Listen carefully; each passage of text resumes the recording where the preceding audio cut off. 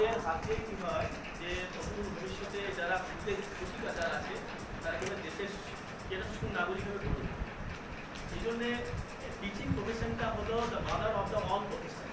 Teaching profession is the mother of all profession. কারণ এটা কথাটাই নয়, এটা বাস্তবতায় একজন ডক্টর, ইঞ্জিনিয়ার, প্রফেসর, ব্যারিস্টার তারা যাই হোক না কেন তারা কিন্তু কোনো না কোনো শিক্ষকের আঙিনায় বা কোনো শিক্ষকের কাছে পড়াশোনা সেই এই জন্য বলা হয় যে শিক্ষকতা হলো সমস্ত পেশার মা, জনক শিক্ষকতা। এটা এক বাক্যে স্বীকার করতে হবে সকলকে। বিখ্যাত নোবেল প্রফেশন এটা বলা হয়েছে যে এই প্রফেশনটা এত নোবেল, যে এই প্রফেশনটাতে আপনি যেমন একটা আর্থিক বা সামাজিক হিসেবে আপনি একটা বেনিফিটেড পাবেন, অনুরূপভাবে একটা আপামর জনগণের কাছ থেকে আপনি আমার আত্মসর্গ যেটা হয় ওদের জন্য, ঠিক আছে, আমার ডেডিকেশন যেটা থাকে এটা তাদের ওয়েল ডেভেলপমেন্ট। তো প্রত্যেকটা টিচারকে আমাদের কী হওয়া দরকার, যে ডেডিকেটেড হওয়া দরকার আছে, ডেডিকেটেড হওয়া দরকার।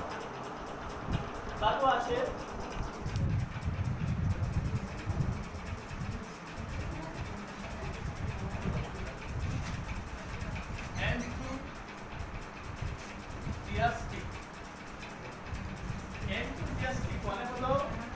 আগ্রহী।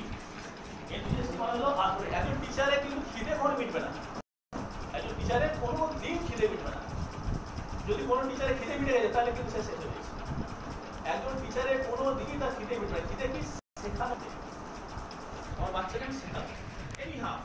এনিহাও আমি আমার বাচ্চাকে কিভাবে হয়, কি পদ্ধতি অবলম্বন করলে কিভাবে শেখাতে পারবো, আমি শেখাবো না। সেই বাচ্চা আপনার ক্লাসে দেখবেন অনেক বাচ্চা আসে, সেই বাচ্চাগুলো কিন্তু সকলের সমান হয় না। কিন্তু আপনি দেখবেন কিছু বাচ্চা যারা আছে তারা হয়তো সকলের সাথে সমান তাল মিলিয়ে যেতে পারে না, কিন্তু কিছু বাচ্চাকে আপনি যদি নিয়মিত অবজারভেশন করেন, কথা মাজা করেন, আস্তে আস্তে দেখবেন তাদের সাথে হয়তো তাল দিতে পারছে না, কিন্তু ও যে লেভেলে ছিল সে লেভেলকে উঠতে পারে। আর একজন টিচারকে সবসময় আমি অনেক জ্ঞানী, আমি অনেক পণ্ডিত, ঠিক আছে, আমার পাণ্ডিত্য সামনে যে বাচ্চা তাকে পড়ালে হবে না, আমাকে ওর লেভেলে নামতে হবে, আমাকে ওর লেভেলে নেমে পড়ে ওর লেভেলে গিয়ে পড়াতে। তো আমাদের কি করতে হবে, ওই জন্য আমাদের এনথুজিয়াস্টিক থাকতে হবে, আমাদের কি আগ্রহী থাকতে হবে, প্রচন্ড আগ্রহ থাকতে হবে, ইন্টারেস্ট থাকতে হবে, যে না যে করে হোক আমার তরফ থেকে যেটুকু হোক একটা আমি শেখাবো।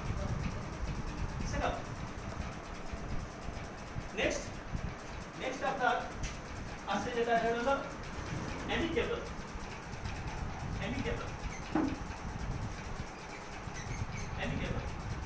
মানে হলো গ্রহণযোগ্য, যাতে সবাই ভালোবাসে। কোনোদিন এমন হয় ওই মিস আসেনি তো ভালো লাগছে, যদি কোনো স্টুডেন্ট বলে যদি না ওই টিচারটা আসেনি বলে মনটা ভালো না, ওই মিস আসেনি কেন, ওই মিস কেন আসে, হয় কিনা, এটা হয় সাধারণত হয়। যদি এটা মনে হয় যে ওই মিস না আসার জন্য কয়েকটা বাচ্চার মন খারাপ হচ্ছে, তাহলে আপনি success, you are success in your teaching profession. যদি মনে হয় যে আমার দিদি আসেনি, বড়দি আসেনি, বা ওর বাংলা মিস আসেনি, তার জন্য আমার ভালো লাগছে না আজকে, তাহলে বুঝতে পারবেন যে ওর মনে আপনি জায়গা করতে পেরেছেন। অ্যামিকেবল রুলটা আপনার জন্য কি হচ্ছে, ফলো হচ্ছে, জায়গা করতে পেরেছেন। আর আমাদের শিক্ষকতার এইটাই চাওয়া হচ্ছে যে আমার সাথে আমার লার্নার মানে শিক্ষার্থী যারা আছে তার সাথে সম্পর্কটা কেমন হবে, যে ফ্রেন্ড কাম ফিলোসফার কাম বন্ধু মতো হতো, তাদের গাইড মতো হতো, এবং কি ফিলোসফার দার্শনিক মতো থাকতো। সব টিচার দার্শনিক, তাদের শিক্ষার্থী আছে, তার সাথে আমার সম্পর্কটা এমন হবে একদিন এই ধরনের অ্যামিকেবিলিটি আমার মধ্যে থাকে, তাহলে জানতে পারবো যে আমার দ্বারা ওকে শেখানো যাবে। যদি কোনো টিচারের প্রতি কোনো স্টুডেন্টের দুর্বলতা থাকে, যে ও না এলে ভালো লাগছে না, তাহলে আপনি ওকে শেখাতে পারবেন, আপনার কথা শুনবে, আপনার ইনস্ট্রাকশন শুনবে সব। তো এই জিনিসটাকে আমাদের অ্যামিকেবল জিনিসটা যেটা আছে সেটা আমাদের মধ্যে থাকতে হবে, গ্রহণযোগ্য হতে যেটা মানে ভালো লাগা সবাই। নেক্সট হলো হেল্প ফর লার্ন।